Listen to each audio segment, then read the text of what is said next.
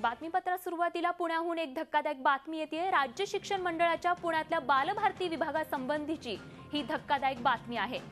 ही बातमी आहे बालभारती विभागात रंगलेल्या अधिकाऱ्यांच्या दारू पार्टीबाबतची। बालभारती विभागाचा सुवर्ण महोत्सवी कार्यक्रम होता आणि या सुवर्ण महोत्सवी कार्यक्रमाची सांगता मंगळवारी झाली आणि त्याच वेळी रात्री बालभारती विभागात दारू पार्टीचा कार्यक्रम केला गेला। खोली क्रमांक 512 मध्ये ही दारू पार्टी रंगली होती। या खोलीबाहेर तब्बल 25 ते 30 दारूच्या बाटल्या सापडल्या। या घटनेची बालभारती विभागाचे संचालक सुनील मगर यांनी गंभीर दखल घेत चौकशीचे आदेश दिले, तर या प्रकरणी एका अधीक्षक दर्जाच्या अधिकाऱ्याला निलंबित केलं जाणार असल्याची ही माहिती मिळतेय। एक धक्कादायक बातमी आपण पाहतोय।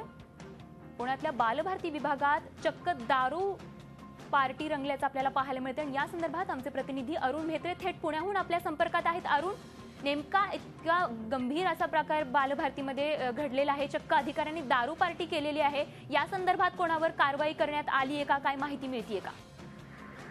स्वाती, बालभारती हे पुण्याच्या म्हणजे शैक्षणिक राजधानी ज्याला म्हणतो आपण, शैक्षणिक शहर ज्याला पुण्याला म्हणतो, त्या पुण्यातल्या मानबिंदूंपैकी एक असलेली अशी एक संस्था आहे।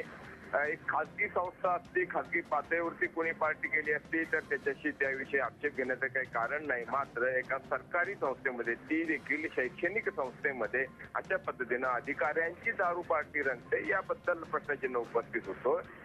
बालभारतीच्या सुवर्ण महोत्सवाचा समारोपाचा कार्यक्रम आयोजित करण्यात आला होता। 2-3 दिवस त्या अंतर्गत उपक्रम सुरू होते आणि त्यामध्ये मंगळवारी हा प्रकार घडला असल्याची चर्चा होती। त्यानंतर अर्थातच संचालकांनी यामध्ये लक्ष घातलं आणि एकूण चौकशी जी केली, त्यामध्ये खरोखर त्या ठिकाणी दारू पार्टी झाल्याचं समोर येत आहे आणि त्यानुसार जे अधिकारी या दारू पार्टीमध्ये सहभागी होते, सामील झाले होते, त्यांच्यावरती कारवाई करण्यात येणार असल्याचं सांगण्यात येत आहे। मुख्य म्हणजे एक अधीक्षक दर्जाचे अधिकारी त्यांना निलंबित करणार असल्याची देखील माहिती या ठिकाणी मिळते।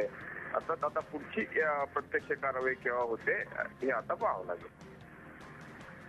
नक्कीच अरुण, तर प्रत्यक्ष कारवाई कधी होणार याकडे आता आपल्याला पाहावं लागणार आहे। धन्यवाद दिलेल्या या माहितीसाठी आणि या संदर्भात अधिक माहिती जाणून घेण्यासाठी आम्ही बालभारतीचे संचालक सुनील मगर यांच्याशी संपर्क साधण्याचा प्रयत्न केला, मात्र त्यांनी झी24 तासला आपली प्रतिक्रिया देण्यास थेट नकार दिलेला आहे।